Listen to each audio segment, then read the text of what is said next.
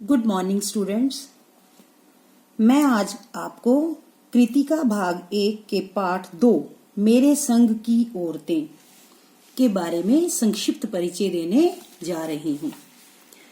मेरे संग की औरतें मृदुला गर्ग द्वारा रचित एक रोचक संस्मरण है। उन्होंने स्पष्ट किया है कि परंपरागत रूप से जीवन व्यतीत करते हुए भी कैसे लीक से हटकर जिया जाता है। इसमें लेखिका ने अपनी नानी के परिवार व अपनी दादी के परिवार की 3 पीढ़ियों की महिलाओं के माध्यम से भारतीय परंपराओं की पुष्टि की है। लेखिका ने अपनी नानी के बारे में बताया कि उन्होंने अपनी नानी को कभी देखा नहीं था, परंतु अपनी नानी के संबंध में उन्होंने जो कुछ भी सुना था उसके कारण वह उनके व्यक्तित्व से बहुत प्रभावित हुई थी।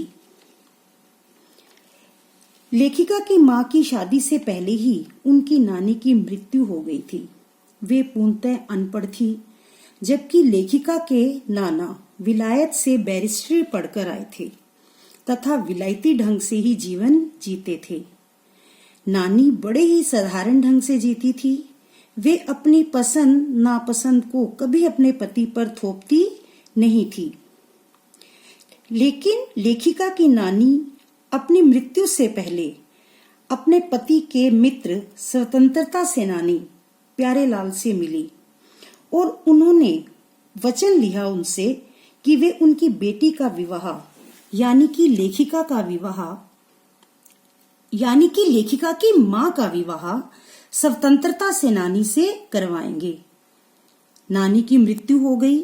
लेखिका की मां का विवाह ऐसे पढ़े लिखे युवक से हुआ जिसे ICS की परीक्षा में इसलिए नहीं बैठने दिया गया क्योंकि वे स्वतंत्रता आंदोलन में भाग लेते थे। लेखिका की मां बड़ी ही कोमल, नाजुक और सुंदर स्त्री थी। वह साभी परिवार से भी संबंध रखती थी, इसलिए ससुराल में उनसे कोई भी घर का काम नहीं करवाया जाता था, जैसे कि बच्चों की देखभाल करना, खाना पकाना इत्यादि। वह कोई भी घर का कार्य करती नहीं थी। लेकिन उनकी विशेषता थी कि वो कभी भी झूठ नहीं बोलती थी। एक की गोपनीय बात किसी दूसरे को कभी नहीं बताती थी, इसलिए परिवार में सब उनका आदर करते थे। लेखिका की दादी के घर का माहौल गांधीवादी था। सब खादी के वस्त्र पहनते थे। घर में सबको पूरी आजादी थी। कोई किसी के पत्र के आने पर उससे उस विषय में भी पूछता नहीं था। प्रत्येक व्यक्ति को अपना निजत्व बनाए रखने की पूरी छूट थी। यही कारण था कि लेखिका व उसकी 3 बहनें और भाई लेखन कार्य में लगे रहे। घर में एक परदादी भी थी। उन्होंने लेखिका की मां के पहली बार गर्भवती होने पर मंदिर में जाकर लड़की की कामना की, जबकि उस समय लोग पहली संतान लड़का मांगते थे। इसका परिणाम यह हुआ कि लेखिका की मां ने 5 कन्याओं को जन्म दिया। लोगों का मानना था कि परदादी के सीधे भगवान से संबंध जुड़े हुए हैं। यही कारण था कि उनकी 5 कन्याएं हुई। अपने पिता के क्रांतिकारी कदमों ने लेखिका को बहुत अधिक प्रभावित किया, जो कि लेखिका आगे जाकर बहुत अच्छी लेखिका बनी। लेखिका के परिवार में उनकी बड़ी बहन रानी मंजुल भगत के नाम से लिखती थी। उन्होंने अपने विवाह के बाद लिखना आरंभ किया था, इसलिए अपना नाम बदलकर पति का ग्रहण किया। लेखिका का घर का नाम उमा था। उसने भी शादी के बाद लिखना शुरू किया और अपना नाम मृदुला गर्ग रख लिया। सबसे छोटी बहन अचला ने अपने नाम से लिखा, परंतु वह अंग्रेजी में लिखती थी। लेखिका का छोटा भाई राजीव भी लिखता है, लेकिन वह हिंदी में ही लिखता है।